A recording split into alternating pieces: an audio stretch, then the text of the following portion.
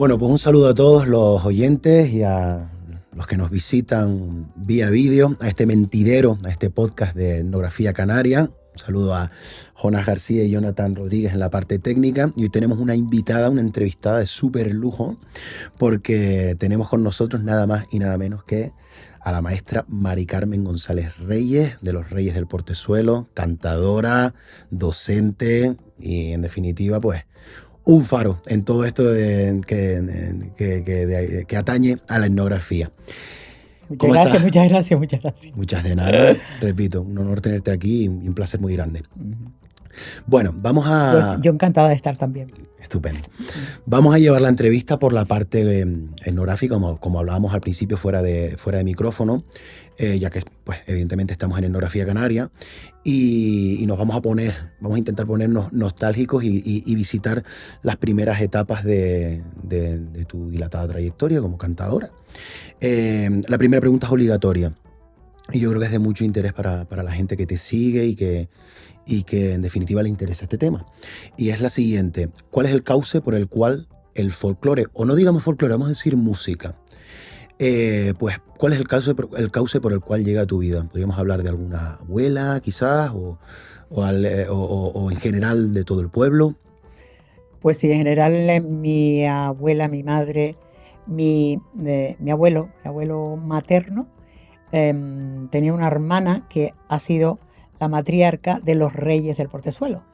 Entonces, pues cuando yo era pequeña, en mi infancia, no había televisión. Eso era lo primero. La televisión en mi casa yo tenía 13 o 14 años. Entonces, sí había un televisor en la Sociedad Unión de Amigos del Portezuelo, que creo que es una de las más longevas que hay aquí en Tenerife. Entonces ahí nos reuníamos todo el barrio, todo el pueblo, pero yo no me acuerdo de no saber cantar, porque como mi abuela me cantaba de pequeña, me cantaba cosas y todo era folclore, porque todo lo que ella me cantaba, o canciones antiguas. Yeah. Como yo tenía paraguas para componer. Eso no lo hacía, me dormía mi abuela con eso, ¿no? O sea, que prácticamente se podría decir que aprendiste a hablar y a cantar más o menos simultáneamente. Sí. Entonces íbamos a ensayar, nos reuníamos en la sociedad y claro, María, que era la matriarca de los Reyes, era hermana de mi abuelo materno, ¿no? María Reyes y mi abuelo era Florencio Reyes. Entonces ahí, pues, el que no va date cuenta que María tuvo 3 varones, creo, 3 o 4 varones, 2 hembras, y entonces todos sus hijos, nietos, todo, o sea, al final terminaba el que no bailaba, cantaba, tocaba, pero todos. Y los primos, como yo, por ejemplo, que no era directamente de ella, pero era nieta de un hermano de ella. O sea, después, alrededor de la familia, pues se hizo la agrupación folclórica de los Reyes del Portezuelo, que fue en Tegueste, Portezuelo pertenece a Tegueste. Entonces, en Tegueste fue el grupo que primero grabó un LP en Producciones Aries de Santa Cruz. Sí. Se podría decir que en este momento ustedes el folclore, quizás, repito, depende de en qué núcleo o en qué época, ni siquiera se refieren a como folclore, sino música, ya está, porque folclore es una palabra relativamente reciente y tal, pero en cualquier caso se podría decir que el folclore está al propósito del entretenimiento en ese momento, ¿no? O sea, el que no bailaba, tocaba, cantaba, pero quizás no es ese reflejo de folclore de vitrina, de conservarlo en un estante y rescatar y todos estos verbos que salen ahora. No, lo nuestro era divertirnos para ir a actuar, a cantar, pues a la punta cuando era la fiesta de San Mateo, o a Bajamar, al Gran Poder, con los Rodríguez de Milán, que creo que también están medio enraizados con los Reyes, o sea, ahí había como una línea. Sí, entonces, pues era para eso, para ir a las fiestas a cantar, para ir a las romerías. Yo tengo de los años 68, yo tenía, pues mira, 15, 16 años por ahí, una foto en la romería San Benito, en blanco y negro, con todos los Reyes, ¿no? Con el grupo de los Reyes. Y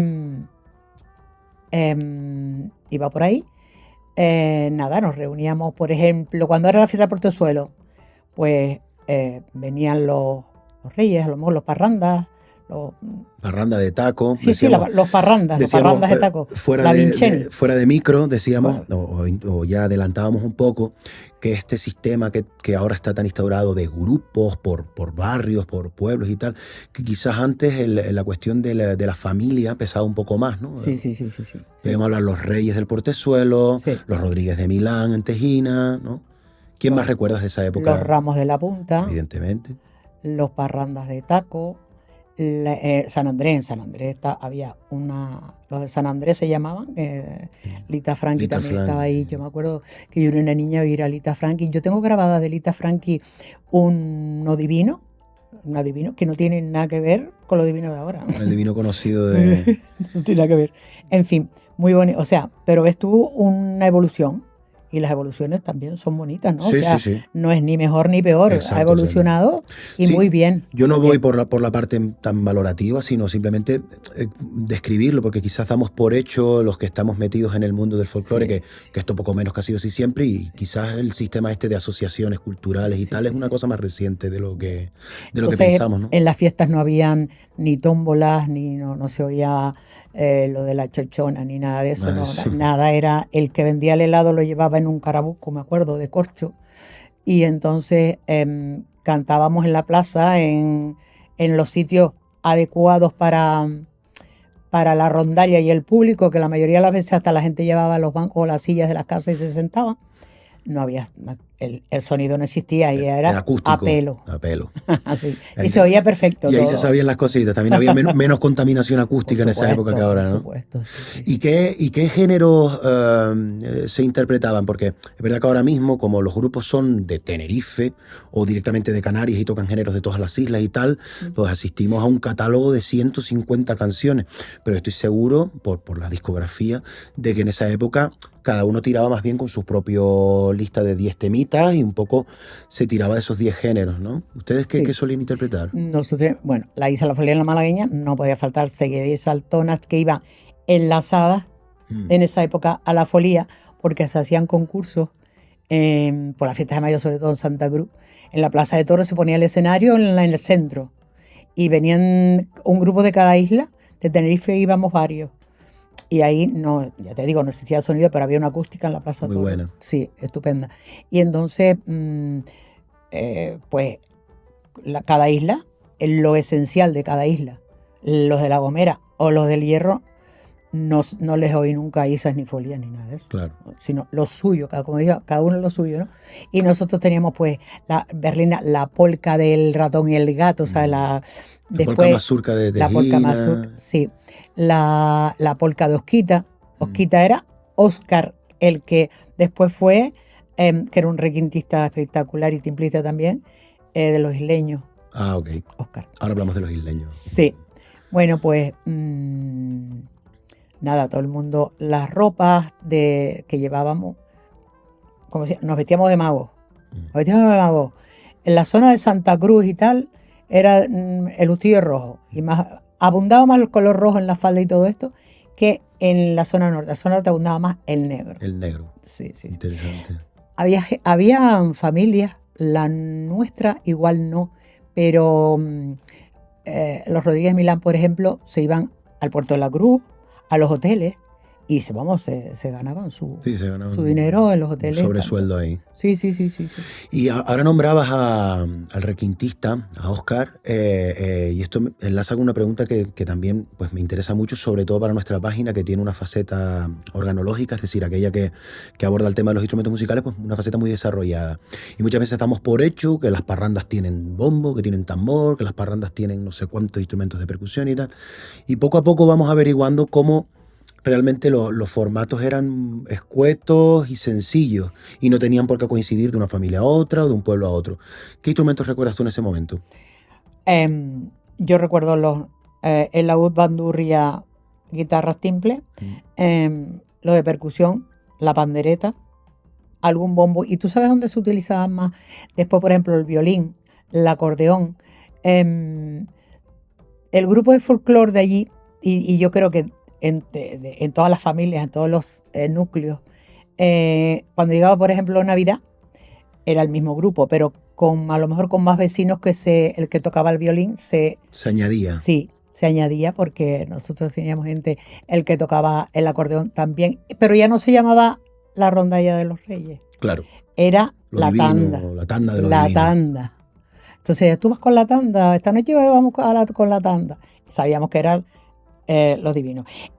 Tanto, mira, en todo, todavía en Tejina está lo de los Reyes. Sí. Bueno, pues en el Portezuelo no te creas, hasta hace poco, yo recuerdo que Tomás, el de las costillas, Sí. era el pastor principal y pegaba el silbido y porque había... Que es, recordemos, perdón, el que da inicio a la tanda, ese silbido. Sí. Okay. Primero había una serie de las niñas y la adolescente se vestían de ángeles, de pastores, la Virgen María, tal y cual. Entonces empezaban los ángeles en la puerta de la iglesia. Fíjate si no había contaminación, que desde la puerta de la iglesia estaba toda la plaza y todo el camino del Portezuelo, por ejemplo, ¿no? Lleno de gente. Y ellas empezaban a hablar de la Biblia. Claro, texto litúrgico. Y todo era en poesía, ¿no? Yo recuerdo, yo tendría en esa época 6, 7 años, no tenía más. Y empezaba el primer ángel a decir, las primeras palabras eran: el primer hombre formó el terrestre barro inmundo y creó al hombre. Bueno, era impresionante. Yo me estoy poniendo con los pelos de gallina. Y de ahí se llegaba a que nacía Jesús, ¿no? Y entonces le decía al pastor, entonces decía el pastor, que en este caso era este hombre: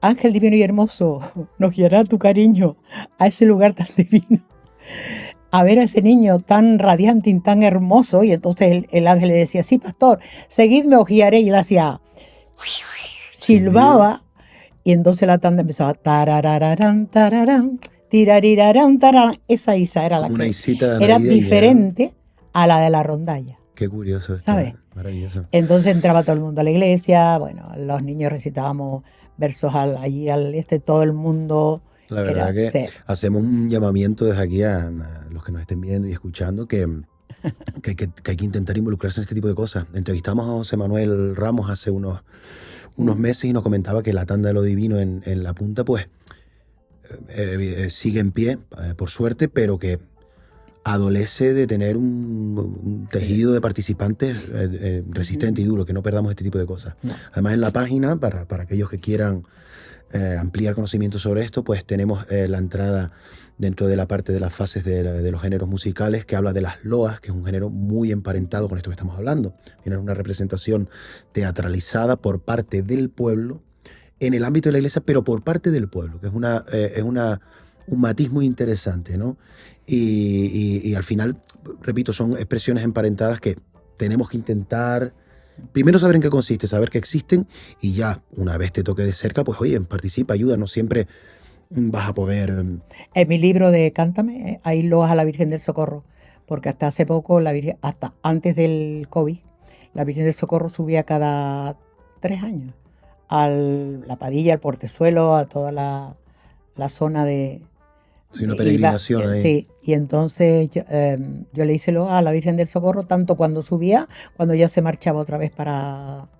Sí, de todo lo que pasaba, de todo lo que... Qué bueno. Acontece ahí en ese... Qué bueno. Sí. Menos mal que quedan registros así, claro. Cosas así. Cositas para no dejar escapar estas cosas tan pues sí. entrañables. Sí, porque además realmente es un mirlo blanco, es algo especial, sí. Que en muchas zonas del continente, en lo que ahora se conoce, se suele llamar como efecto Galápagos, esas cosas que se pierden en el continente y en las periferias se mantienen, que seguramente mucha gente en León o en otras provincias diría: qué pena que se perdió esta expresión, qué pena que no quede ningún usuario vivo. Y aquí tenemos un montón de usuarios todavía, no esperemos a que sea tarde, ¿no? Yo recuerdo que cuando era pequeña, vestitas, además íbamos todas, llevábamos la cestita con los nardos que se cogían en el jardín de las casas. Como un aguinaldo. Las tortitas de manteca que hacían nuestras abuelas. Se respiraba un ambiente tan espectacular que yo quisiera que mi nieta viviera lo mínimo de esa expresión. Claro. Lo mínimo que yo sentía, pero es imposible. Ahora mismo es imposible. Yo le intento inculcar todo lo que puedo, pero...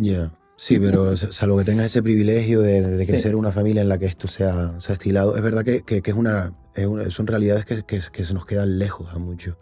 Por eso creo que, bueno, esto no va a solucionarlo y proyectos divulgativos no creo que lo solucionen, pero por lo menos, mira, ahí estuvo. lo ponemos cerca para que la gente pues, pueda saber que existió y que eso estuvo ahí, ¿no? Sí. Vale, me interesa un poco saber algo de tus mayores, en el sentido estrictamente musical. Es decir, ¿qué cantadores recuerdas tú en tus primeros estadios que ya eran nombrados con reverencia, ¿no? A lo mejor cuando tú tenías pues, no sé, entre 15 y 25 años, Mengano, que es famoso, que es de San Benito, Sinclano, que es famoso, que es de tal sitio. ¿Qué nombres te viene a la cabeza? ¿Te viene alguno? Sí, montones. Pues me gustaría Tenía muchos escucharlo referentes porque escuchábamos y además nos juntábamos. para Yo escuchar. tengo, para mí, Calaya Rodríguez. Mm. Para mí, Calaya Rodríguez, yo a cada una de mis referentes les tengo un calificativo, ¿no? Entonces, Calaya para mí era como el primer aceite de oliva que sale de la molida del agua. Es como el aceite pura virgen cantando folclore. Es auténtico, o sea, era la Sí, sí, casta. es verdad pura. Sí. Después, Olga Ramos para mí era como la elegancia, ¿no? Era la elegancia en el escenario. Y Olga Ramos me enseñó muchas cosas de lo que sí hay que hacer y de lo que no hay que hacer en el escenario. Y cuando tú estás vestido con la ropa tradicional, cómo debes actuar, tanto en el escenario como cuando te bajas del escenario, que sigues estando con tu vestimenta. Sigue siendo tú. Sí, exacto. A Consuelito. Consuelito era un ángel cantando. Consuelo, apellido. La ya conocíamos por Consuelito Consuelito, la de como Santa personaje, Cruz. sí. Era de Santa Cruz, ella vendía pescado y lo vendía cantando. Y la gente para escucharla cantar le pedía pescado para escucharla cantar. Sí, Consuelito era bastante mayor, pero cantaba como Los Ángeles. Aurora Alemán, Ahora, que también era más o menos de la misma edad que Consuelito, estaban en la misma, en el mismo, era la pensión el hogar del pensionista en Santa Cruz, y allí hacían su fiesta, y bueno, maravilloso. se armaban Y yo iba, claro, unos pitotes íbamos. importantes, ¿no? Sí, sí, sí, sí. Qué Sí. guay. Sí. Vale. Me queda ¿Quién alguna más? más. Por supuesto, María Mérida. Bueno, Maestra de maestras. María Mérida, el corazón profundo del alma canaria. Sí, María Mérida, tremenda. Hasta los últimos años estuve al lado de ella. qué generación, o sea, a veces Yo me lo pienso. me siento afortunada Hombre, es que de haber bebido es que tú de eres toda esa parte fuente. y eres parte de eso. Bueno, o yo sea, soy más jovencita de aquella. eres más joven, pero has convivido con Sí, todas sí, sí, ellas. sí, O sea, sí. que al final estás en un punto bisagra que para alguien como yo, que por ejemplo lo que queremos es sacar información, para mí es Sí. un caramelo. O sea, para mí hay un montón de información a la que yo no tuve acceso por generación, que a través de ti me llega, vamos, estupendamente bien. Y Mari Carmen Mulet también, mi gran amiga Bueno, del claro, alma, Mari Carmen Mulet. que hemos hecho cosas juntas y ha sido una voz, vamos, privilegiada y sí. Muy bien, vamos a seguir un poco con esa trayectoria. Muchos pueden conocerte por la Ay, rondalla. espera, ¿Sí? perdona, Sí, sí, que sí. se me queda algo detrás, porque para mí fue algo espectacular, una mujer que pese a su, o sea, tenía, muy particular, era ella. Su estilo, su voz, y también me llevaba muy bien con ella, era, vamos, África Alonso. África Alonso, África por Alonso, supuesto. Que era un tremendo. disco con los Rodríguez de Milán. Sí, sí, Lo sí, digitalizamos hace poco, ya lo tenemos ahí. Incluso participó alguna vez con nosotros en la parranda de cantadores, África Alonso. Es verdad. Eh. Yo creo que yo de niño pequeño, fui una vez a verles y estaba África Alonso, cantó las Indias Manchegas, Sí, cantó una folia y una cosilla más. sí. Pues sí, la verdad que podemos presumir los canarios, o por lo menos en Tenerife podemos presumir de que hemos tenido un siglo XX Después de fuerte. hombres habían también grandes cantadores, como era, por ejemplo, en San Andrés estaba el tío y el sobrino. Centinela, Pepe Sí. Centinela. No, eso no, No, San esos Andrés. son de la punta. Tienes razón, es la punta, perdón. Los de San Andrés era, no me acuerdo de los nombres yo. No me acuerdo del nombre. El otro día lo vi cuando lo de Juan Enrique, pero no me acuerdo el nombre. Estaban en los Melián, estaban por ahí, estaba por ahí Valentín Mira, Guanche, estaba por ahí. estaba Valentín Guanche, pero no era tan mayor como, Claro. por ejemplo, Reynero Febles. Ah, Para mí Reynero Febles fue una maravilla de cantador de Santa Cruz. ¿y qué dejó grabado él? Perdón Que, que te corte. pues él tiene varias cosas grabadas ¿Con y la agrupación de San Andrés? por ejemplo, conmigo, los dos grabamos. Esto es una anécdota muy importante también que se puede dejar para el futuro. La Filarmónica Nifunifa, en un momento, se hizo un LP de folclore. Los que hacían las letras de las murgas hicieron estribillos, todo, para hacer ellos su LP que se llamó Tajinaste. Y está el LP Tajinaste, existe, ¿no? Y entonces, Reynero Febles y yo cantamos con la Nifunifa. Ellos hicieron su rondalla y cantamos, pues, izafolías malagueñas, y ellos hicieron polka. Un poco de todo. Sí, sí, sí. Qué interesante estaría conseguir ese vinilo para digitalizarlo. Yo creo que lo tengo. Pues yo tengo al tipo que lo digitaliza, o sea que igual podemos hacer igual que el de los Reyes del Portezuelo, que se grabó en el 68 también. ¿Ese lo tienes digitalizado? No, lo tengo en LP. Vamos a meterle mano a eso. Ya hablamos después de la entrevista. Bueno, si me oyes cantar ahí... Era otra época, me imagino, claro. Bueno, yo te he escuchado, además, tu voz la he escuchado en diferentes etapas. Edades. Claro. Evidentemente. Evidentemente en la retina tenemos muchos, los que nos gusta consumir folclore habitualmente, o música tradicional, porque ahora vamos a abrir un melón importante aquí, que es toda la etapa que tiene que ver con los majuelos. Sí. A ti se te puede conocer, evidentemente, por la rondalla, por la agrupación de los Reyes, por los isleños, pero es verdad que a muchísima gente le llegan en los años 70 y 80 también vía los majuelos, que es un grupo, recordemos, un grupo que roza, que supera las 6 décadas de historia ya, que además sigue activo y al cual pues tú perteneciste en un momento en el que pasa por una edad dorada absoluta e indiscutible, un nivel de producción musical que muchas veces trascendió al repertorio canario, con un nivel de desarrollo de pulcritud absolutamente reseñable, ¿no? Teníamos por ahí a Juan Enrique García, que en paz descanse, teníamos por ahí a Manolo Gándara y por supuestísimo, bueno, mucha más gente más, estaba Monsi y demás, pero... Y Maribel. Pero muchísima gente, yo creo que todos los que nos dedicamos un poco a esto, nos gusta esto, tenemos en la cabeza tu voz en el disco Magua y en otras grabaciones de televisión que se desarrollaron en esa época, las malagueñas de Mari Carmen González. Si no las conoces, te puedes dedicar directamente a otra cosa. Entonces, ¿qué puedes contarnos de tu paso con los majuelos? ¿Estás de acuerdo con esta afirmación que hago sobre el álbum Magua? Por supuesto que sí. Por supuesto que sí. El álbum Magua fue precioso. Aunque la historia de Ángel Guimerá, ahí estuvimos, tal vez no hicimos tanta música sudamericana, pero fue como el principio de más.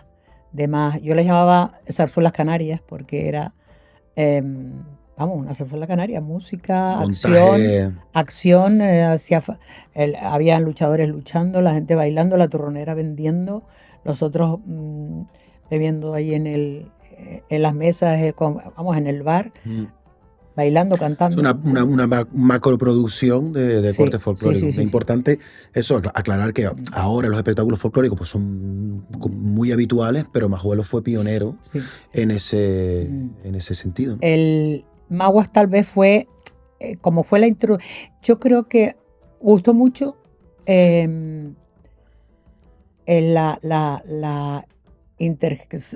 ver cómo te lo explico. Antes hacíamos habaneras, malagueña, folías, isa. Aquí se mezcló y se hizo una, no me sale la palabra, malagueña, habanera o habanera, malagueña, habanera. O sea, se hizo como folía, seguida y saltona. Sí. Pues una unión y gustó, eso gustó. Se hibridaron Y además, realmente los hablando repertorios. del mismo tema sobre el tema principal del teatro, de la obra Magua. Y San Telmo contra viento y marea. Y San Telmo, sí, Eso sí, fue esencial. espectacular. Ahora es muy habitual ver espectáculos de folclore con iluminación, con guión, con narrador, con tal. Es importante aclarar que los pioneros en todo ese tipo de producción, entre otros, vamos a poner el disclaimer, como se dice ahora, es Los Majuelos.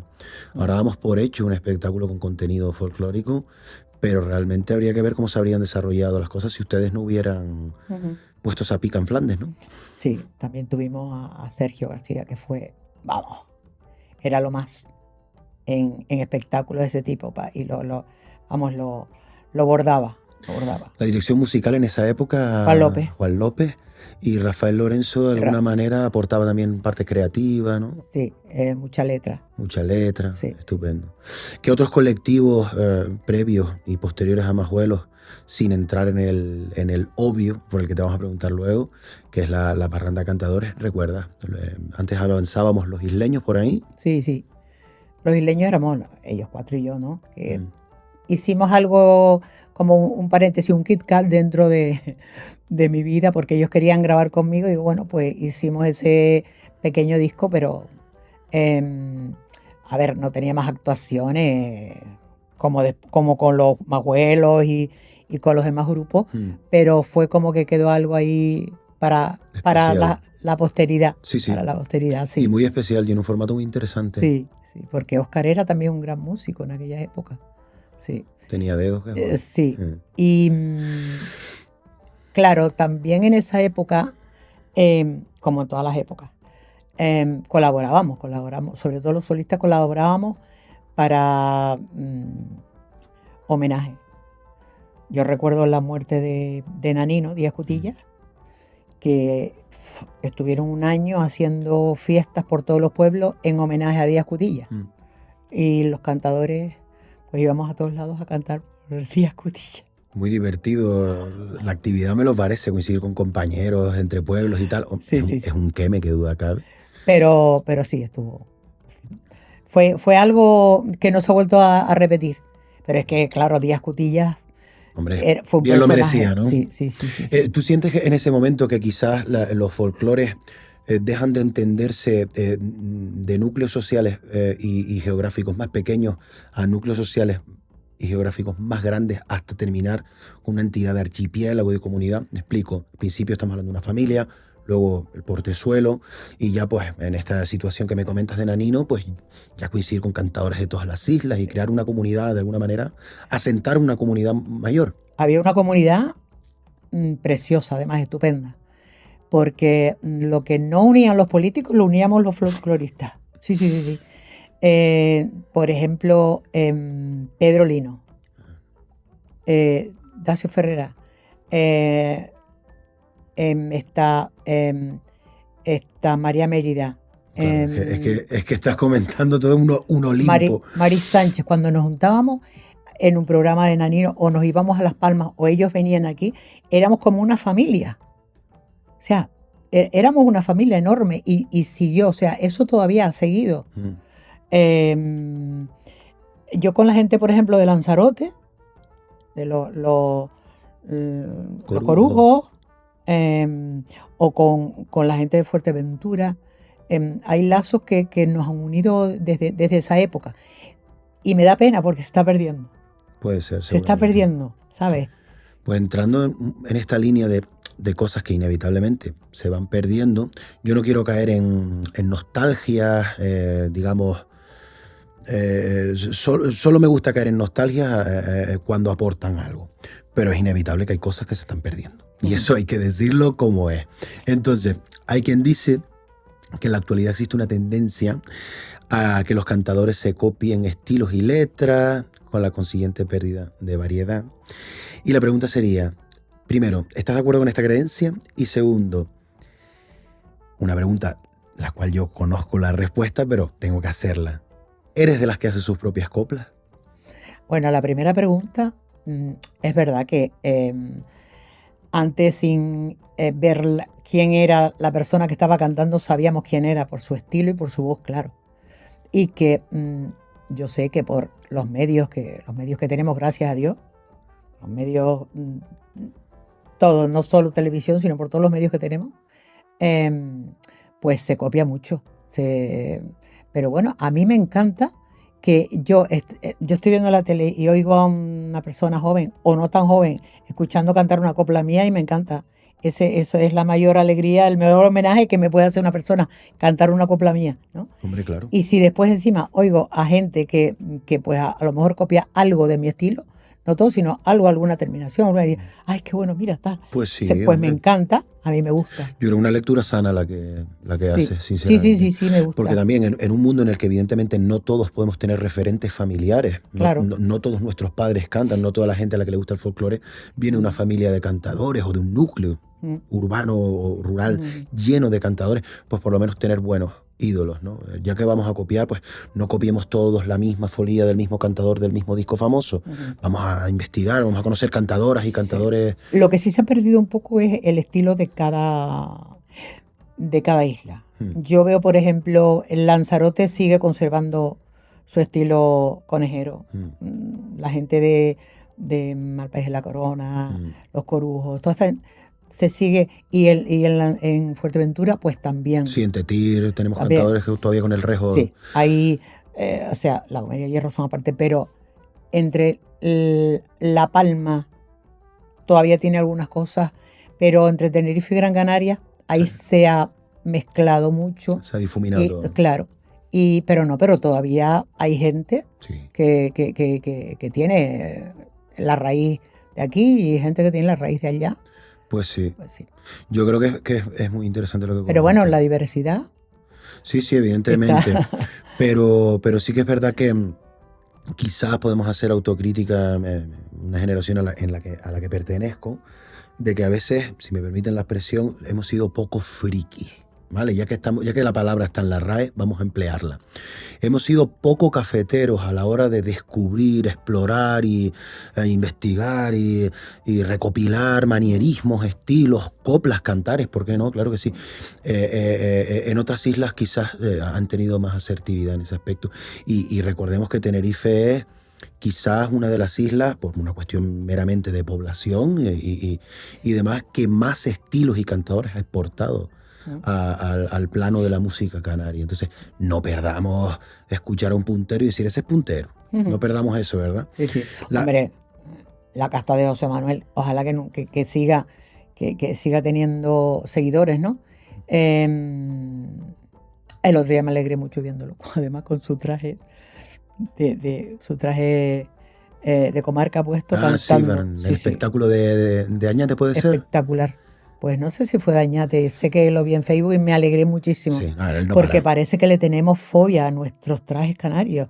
Yo fui a un homenaje de Danino Díaz Cutillas, que le hicieron hace 2 años. Danino Díaz Cutillas, parranda con músicos de todas las islas, cantadores de casi todas las islas también. Un cuadro de baile de Gran Canaria y todo el mundo de calle. Bueno. Pues yo, ahora que estoy hablando para todo el público, yo prefiero que esas cosas no ocurran, porque ya que estamos con Nanino, con nuestro folclore, por favor, sí. La vestimenta, ¿por qué no? Es que le tenemos como, de ropa de mago, no. Sí, yo sí siento, yo también lo he visto, pese a estar en otra generación, y hacerlo yo también he bien, visto esto. Y además vestirnos bien. Bien.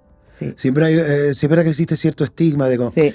Yo como voy a vestir de mago yo y tal. Oye, pues mira, pues no me imagino yo a un cantador flamenco con vértigo a ponerse su traje flamenco. Y a nosotros es que vamos a cantar con un grupo de folclore. Yo canté el año pasado con un grupo de folclore ahí y le pregunté, mira, vamos a cantar, ustedes van a ir vestidos de mago, sí, y el grupo del baile también, sí, y los cantadores, pues no los hemos preguntado.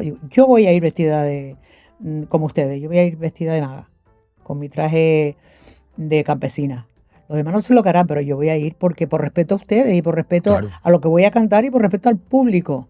Hasta Fueron todos vestidos de mago. de mago. Qué bueno. Sí, Es que hasta claro, a es nivel escénico, que todo el mundo esté más o menos en un mismo código, ¿no? O sea, no, ya ni siquiera a nivel etnográfico ¿por de qué que... los cantadores no? A cuenta de Exacto, por sí, qué sí. no, si voy a cantar folclore. Sí, desde luego que sí. Sí.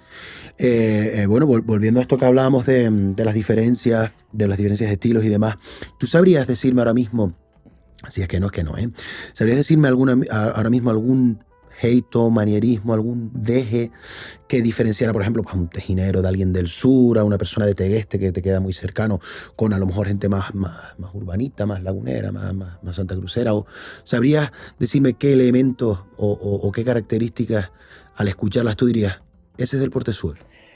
Por ejemplo, yo te puedo hablar, y además lo asocio con el medio en que viven. El folclore de la punta, dedicados al mar, a la pesca, a la tranquilidad, al vaivén de las olas, tú ves que es un folclore tranquilo, relajado. Te vas al lado, Rodríguez de Milán. ¿Cuáles eran de qué vivían? ¿Cuáles eran sus medios de vida? Sembrar, plantar, Agricultura. cebolla, agricultura, venga, iban cantando, iban deprisa cantando y tal, y sembrando, y no pescaban, sino se dedicaban a otra cosa, y el canto es más vivo, es más, y eso yo creo Más que el enérgico. medio en que viven tiene que ver con la forma, sí. Los ríos portezuelo parranderos, siempre... Bodegueros, ¿no? De la Claro, zona del vino, la zona de la viticultura. claro. Y Ah, se nota. O sea, yo pienso que igual que los parrandas de taco, ¿sabes? Es un estilo que depende de la zona en que vives, a lo que te dedicas. Yo pienso que sí. Incluso a personas mayores que han vivido ahí, que han dejado, como Lita Franchi, que ha dejado. El estilo de Lita Franchi es una pena que se haya perdido el estilo de esa mujer. Y el de Reinero Febles. Yo he hablado con cantadores de Santa Cruz y buenísimos cantadores de Santa Cruz jóvenes. Le he dicho, el estilo de Reinero Febles no se puede perder. Métele mano a eso. El estilo de Hito, el abuelo de Javier Hernández, Sí. no se puede perder y se está perdiendo. Pero bueno. Pues sí. Y aquí abrimos también una cuestión interesante que es el estilo de los tocadores, que también están ahí. Claro. Esos grandes laudistas, punteros, laguneros, nombrabas a Hito, Ángel Hito Hernández, que tenía una serie de dejes con la púa que eran bárbaros. Menos mal que tenemos a José ahí todavía Ahí está. fuerte como un roble. Igual que Cito, por ejemplo. Cito Mesa. Mi abuelo, este hombre, para mí la hace hablar, ¿sabes? Es algo, tiene su estilo. Igual que Paco Rojas allá en el macizo de Anaga, que ahora se trasladó a Gran Canaria hace muchos años. Pero Paco Rojas, para mí, Paco Rojas es el mejor laudista que ha asistido siempre. Sí. Yo particularmente tengo en mi móvil sus folías. Sí. Sí, tú me llamas ahora y suenan las folias de Paco Rojas. Qué maravilla, me la tienes que pasar eso por WhatsApp, si quiero tenerlo.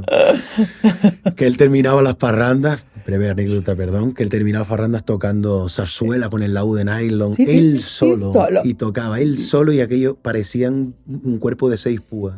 En la bodega de mi padre, el portezuelo, empezamos una vez como a las 4:30, a las 5 de la tarde, y estuvimos hasta el otro día por la mañana, desayunando allí. Qué maravilla. Para los jóvenes que se piensen que están partiendo La Habana, recuerden, en los Asando, años 60, 70 y 80 se hicieron todas las parrandas. Con el Tormento, con el... Abelardo. Sí, con toda esa gente ahí. Qué bueno, qué camarilla. Bueno, vamos a seguir avanzando, que si no nos va a quedar la entrevista de 5 horas. Ay, no. Dice, a finales de los 90 se estrenaba el programa Cantadores, ¿no? Más adelante surge la parranda de cantadores, y allí coinciden sobre el escenario cantadores de la talla de gente que ya hemos nombrado, como Olga Ramos, Melquiades Cruz, que todavía no lo habíamos nombrado, Calaya Rodríguez de Milán, Dacio Ferrera y evidentemente tú.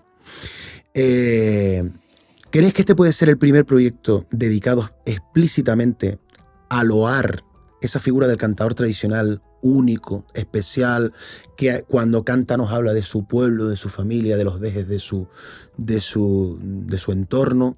Sin lugar a duda, cada uno de nosotros, que antes nombré un montón de cantadores, pero claro, yo creo que Dacio Ferrera y Melquiades Cruz necesariamente, aunque no los nombremos, están ahí. Sí, o sea, claro, son gente, obviamente. son iconos que no se van a olvidar, siempre estarán.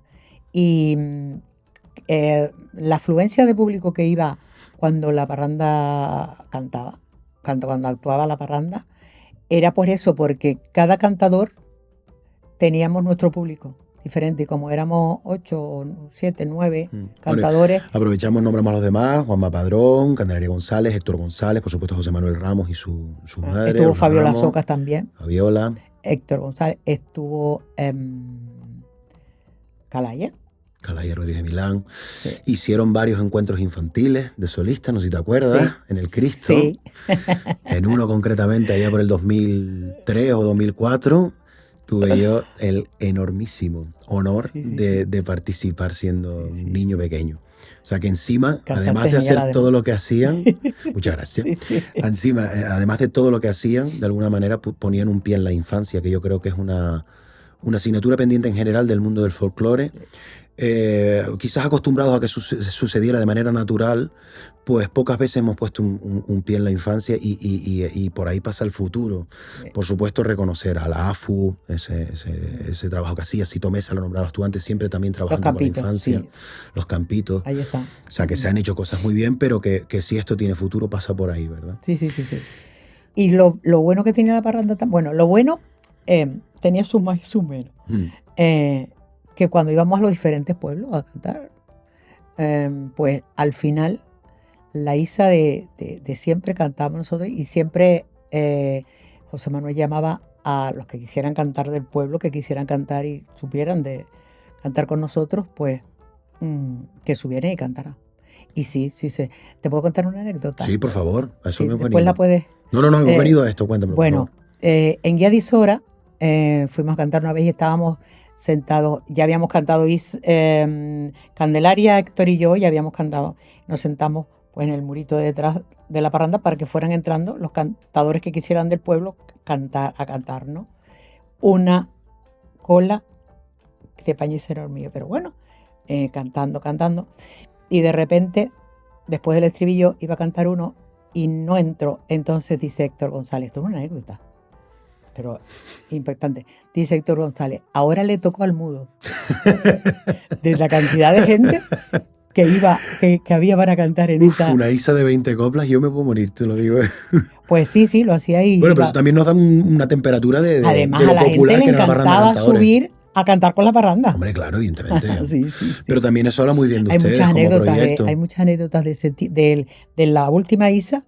Te puedo cantar después, ya te contaré más. Vale. Siéntete libre de contar lo que quieras. Hemos venido literalmente a escucharte. Que digo que esto habla muy bien también de la parranda de cantadores en el sentido no solo como producto artístico, que ahí todo cabe evidentemente, sino que también existe, pues no sé, desde fuera se observa como una especie de horizontalidad. Eso de, mira, voy a tu pueblo, yo soy el invitado, ven y canta tú también conmigo. Y no sé, creo que es algo bonito, si me permites el comentario. Hay aquí una cuestión muy interesante, y es que en estos ejemplos de cantadores que acabamos de citar, observamos son folcloristas que de alguna manera cargan consigo también la etiqueta de informante, sobre todo para nosotros que llegamos después a ver qué ha pasado en el siglo XX, porque muchas veces lo damos por hecho o sobreentendemos cosas que quizás no han sido tales. Entonces, de alguna manera, yo siento con ustedes que hay una especie de dicotomía en el sentido de que ustedes son folcloristas que vienen de la mata directamente, pero luego han llevado a cabo una carrera profesional. Entonces, la pregunta sería, ¿esta dicotomía es contradictoria? ¿Es posible? ¿Pueden convivir ambos paradigmas de una manera armoniosa? ¿O crees que en un momento dado esa carrera profesional en el medio escénico puede de alguna manera tergiversar lo primero que se aprende en el nicho de la infancia? ¿O al contrario, lo ha de alguna manera promocionado, lo ha agrandado? Totalmente.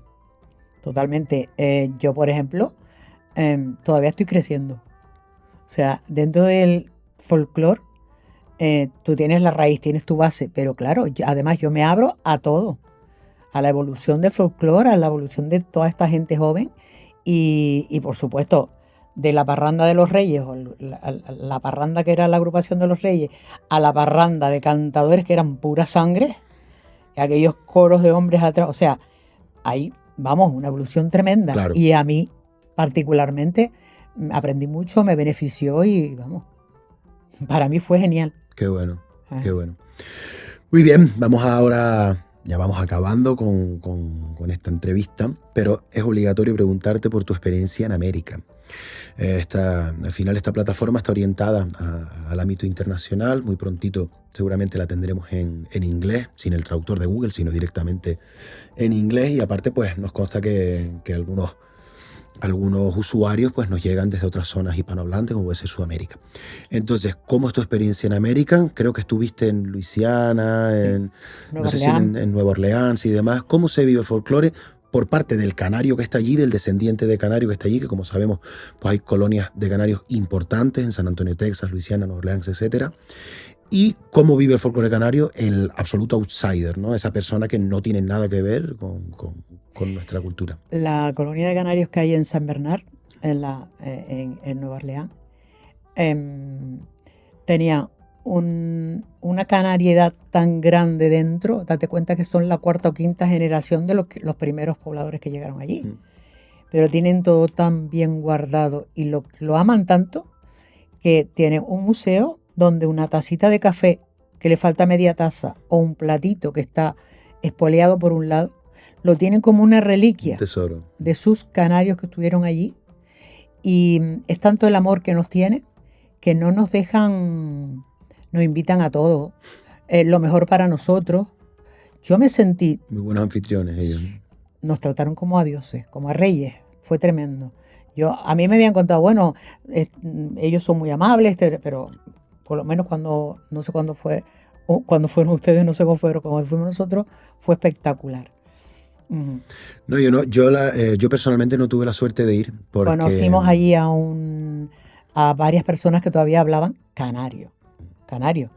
El canario mezclado con el inglés, que es una cosa que me encanta también. Había un señor, bueno, Glenn habla inglés. Mezclado ya. No, habla inglés. Pero el otro señor que además tenía una botella de ron miel guardada desde el año anterior para cuando fuéramos nosotros. Y él hablaba canario, no hablaba ni chapurreado ni castellano, no, él hablaba canario. Dice, me está dando una rabia porque mi mujer lo está perdiendo, el canario, y mi hijo ya lo perdió y no quiero que lo pierda. Claro, al final, ¿sabes? Uno ejercita el idioma que usa, ¿no? Pero sí, muy bien. Yo sí conocí a uno allá que hablaba una especie de Canary English, si me permiten la invención, porque estaba como en ese punto intermedio, quizás como el hijo de este señor, en el que tenía dejes canarios, pero su lengua era el inglés. Y le escuchabas eso, una frase inglés que coronaba con un muchacho, y dices tú, muchacho, ¿pero qué está pasando aquí? Tú pareces un fallo en la Matrix, una cosa bárbara. Además, se ponía las camisetas que tenían puestas, en una ponía, bésame, soy canario.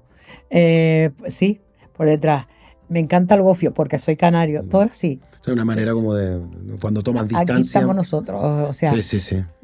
Las banderas, o sea, aquella parte de Nueva Orleans, vamos, Canarias puras. Y ellos se sentían muy orgullosos, aunque no hablaran canario, que querían, pero no podían. Y cantaban. Lo más que se les quedó a ellos fue el Andrés. Claro, es Andrés, se lo aprendían pronto. Repásame el motor. Eso es... Vamos. Es curioso, ¿no? Esto de que también pasa en Sudamérica. Nos estamos comunicando con ellos todavía. Los canarios, qué bueno. Por WhatsApp con ellos. Qué bueno. Es una comunidad fuerte, se la ve. Que a veces pasa también en Sudamérica, ¿no? Que cuando se toma distancia, quizás esa distancia te hace valorar y de alguna manera promocionar aún más, si cabe, pues la cultura que en el fondo has dejado y que sigues practicando, pero en otra zona del mundo, ¿no? Pues muy bien. Bueno, antes fuera de micrófono, yo ya en mi cabeza arrancó a escuchar cosas que creo que son interesantes para los oyentes, así que no voy a perder la oportunidad y voy a volver a preguntarte. Nos decías que tú entendías el folclore en dos partes. Entendemos que en dos épocas y un punto de inflexión en medio. ¿Cuáles son? Antes de los sabandeños. Sí. Donde están las familias, núcleos folclóricos de cada pueblo, y la sección femenina, sobre todo en Santa Cruz, ¿no? En la capital, de donde estaba la sección femenina, y después de los sabandeños.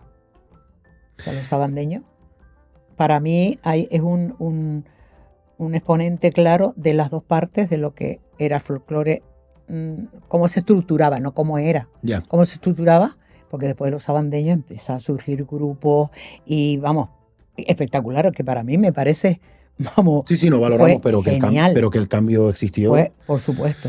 Ya. Digamos que de alguna manera se podría entender que antes del fenómeno sabandeño, que para los que no lo sepan, pues es un fenómeno absolutamente masivo, internacional, encima muy longevo, y es un fenómeno, no se puede entender la música canaria de ningún género sin evidentemente ello, conocer algo por que supuesto. es el fenómeno de los sabandeños. Después aparecieron los chincaneiros, Chincanairos, Nico. los chincaneiros, y todos los demás grupos que han ido apareciendo, sobre todo por el norte. Sí, sí. Se podría decir que previo al fenómeno sabandeño, el folclore se producía de una manera quizás más familiar, más rural, más pueblerina, más cerrada en algunos aspectos, y era una cosa que se aprendía de oídos. Y después del fenómeno sabandeño eso se extiende como la pólvora, se propaga y pasa a suceder con el tiempo libre en centros de ciudadanos, de oídas, más que de oído, ¿no? De un tío que aprendió de un disco y a raíz de eso, de alguna manera, entramos en una afección que es la estandarización. Se estandariza. Date cuenta que ya después empezó, ya empezó a haber sonido. Existían ya los micrófonos, los altavoces, ya llegó el sonido, aunque rudimentario, pero llegó. Fue evolucionando, hasta que vamos. Yo ahora me quedo, cuando subo al escenario y veo tanto micrófono, tanta pastilla, tanto cable, digo, madre mía. Sí.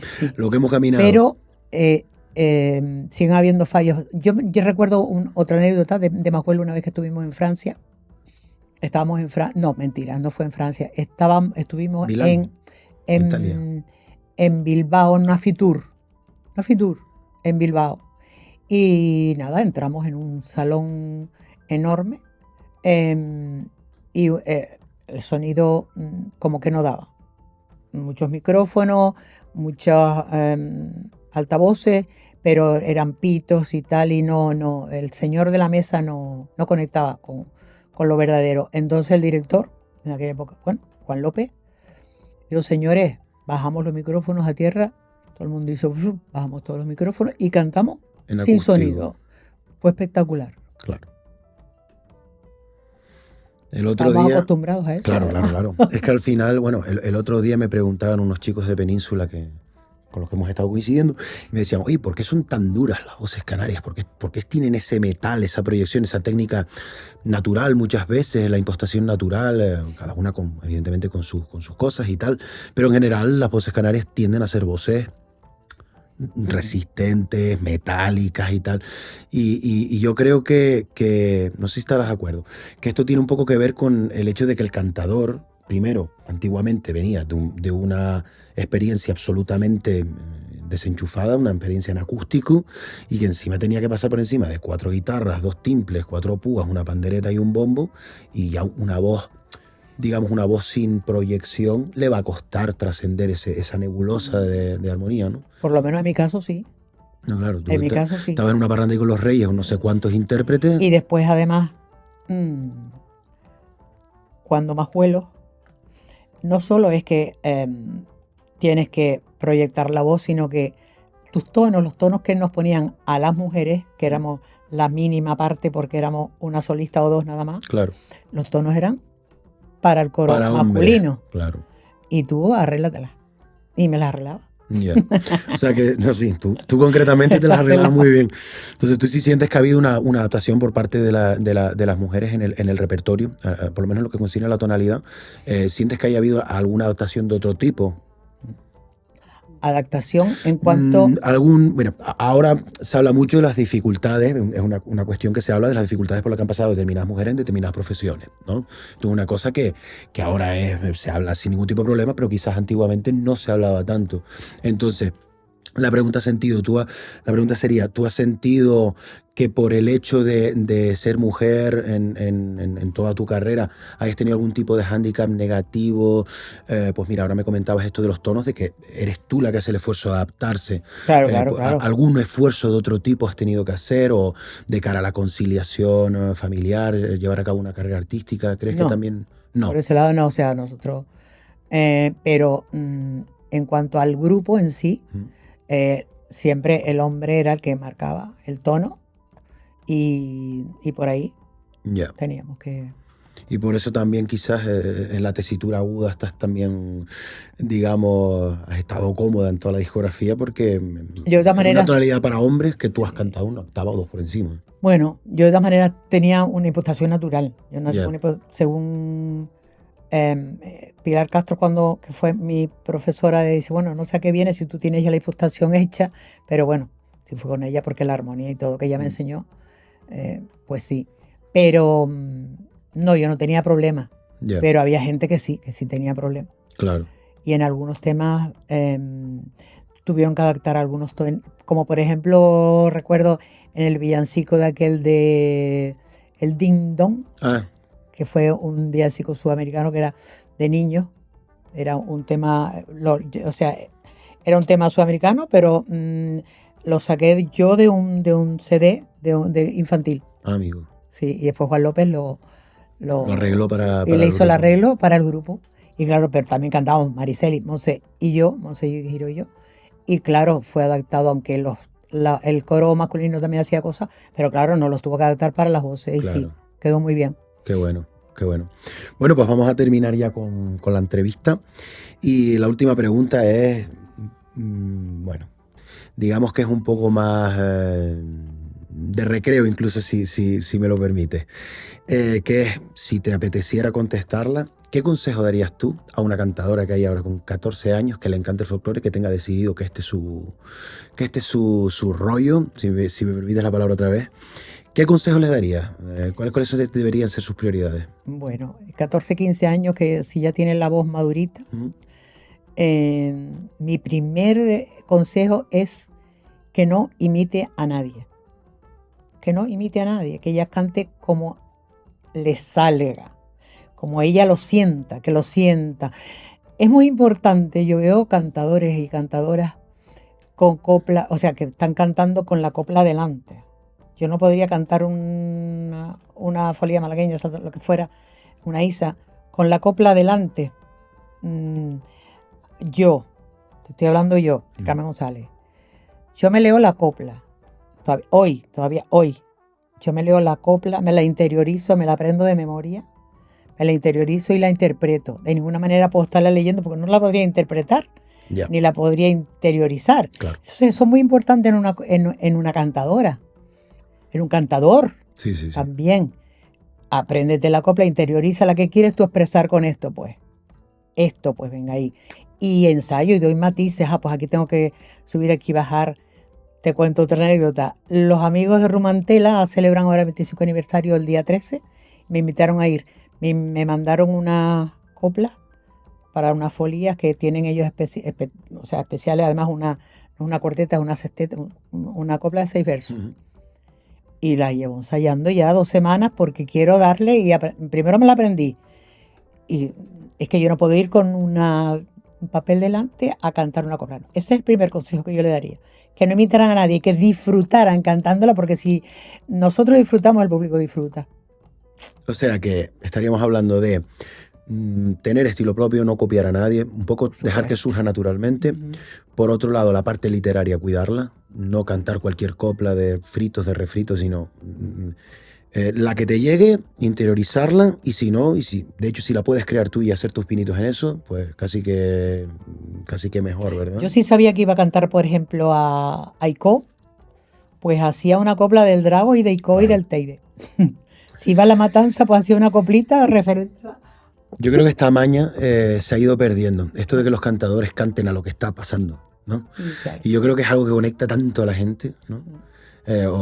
Se debería. Dacio eras también especialista en salir por peteneras con cualquier copla de un cantar de una cosa sobre que el acaba de escenario. ocurrir. Sí. alguien hablando con el móvil Sí, sí, sí. en segunda fila y el hace tiempo no te hablo, entrañable criatura. O lo tienes apagado o fuera de cobertura. Eso fue Qué pasada. real. Qué pasada. Eso fue real. Es que me da envidia. Es que es una Viendo maravilla. a la señora o a la señorita con el móvil allí y el canta y se lo cantó. Qué bueno. Entonces, estilo, cuidar la parte literaria, incluso hacer posible engrasar esa máquina de construir copla, ¿no? Y luego nombramos una cosa que me parece súper interesante también, que es la preparación. Claro. Tú, Mari Carmen González, que llevas cantando folía desde antes de aprender a escribir, tienes que cantar una folía dentro de 2 semanas y ya llevas 2 semanas practicándola. Sí, sí, sí. O sea, es aquello de Sí, que sí. nadie entrena más que Messi, y eso que Messi es Messi. Pues si tienes que cantar una copla, interiorizarla, ¿no? Y creerla, que entre de verdad, ¿no? Si tengo que cantar Viene la brisa, pues hacer la voz con la brisa, darle a la voz la brisa y el amor, y pues darle el carisma, ¿entiendes? Tú me Qué entiendes, bueno. ¿no? Porque tú cantas. Sí, sí. Hombre, no canto ni un 6% Sí, no, sí, de lo sí, que, sí, de no, lo que tú sí cantas tú. cantas. Pero sí te entiendo y de verdad que creo que esto nos falta esto. Es mimo por las cosas. Mimo por las Buscarte. cosas. Bueno, ha hablado la voz de la sabiduría, de la experiencia. Yo creo que somos muy afortunados de haberte recibido aquí, de escucharte. Y yo afortunada de estar también y de Muchas dejar gracias. un poquito de mi legadito, que no es mucho, pero bueno, No, dejar un poquito. para nosotros es súper importante y súper valioso porque además me consta que adolecemos en Canarias de tener espacios en los que este contenido salga a flote. Y estoy seguro de que más de uno, más de una escuchará o visualizará la entrevista y se llevará grandes sorpresas. Yo me he visto, escuchado el otro día mismo, estuve en un festival y escuché a una chica que tiene una voz impresionante, una voz muy bonita, preciosa, pero no respira. O sea, la respiración es algo muy importante al cantar también. Si tú no coges aire, no puedes, no respiraba. Entonces, claro, al no poder terminar como ella quería, se ponía nerviosa. Es que es una cadena todo, ¿no? Yeah. Entonces, preparar, o sea, yo pienso que los directores, otra cosa que veo que me parece garrafal es una niña pequeña de 7, 8, 9 años, todavía sin maduración en la voz, ponerlas ya a pitar. Cuidado ahí, con eso, ¿no? Sí, eso hay que cuidarla. Hay que saberlo llevar porque te puede hacer mucho daño. Claro. Incluso al no llegar desafinan, ya no estás haciendo solamente la labor de colocar bien la voz, sino que la llevas hasta el desafinamiento. Eso hay que cuidarlo. Claro, claro. Eso hay que cuidarlo. Incluso por salud vocal directamente, Claro. ¿no? Pues muy bien, nada, pues hemos terminado. Millones de gracias, Mari Carmen. Gracias a ustedes. Espero que hayas Gracias estado a ti. cómoda. Y lo repito además con placer, que ha sido un honor y un placer recibirte en El Mentidero. Igualmente para mí. Gracias.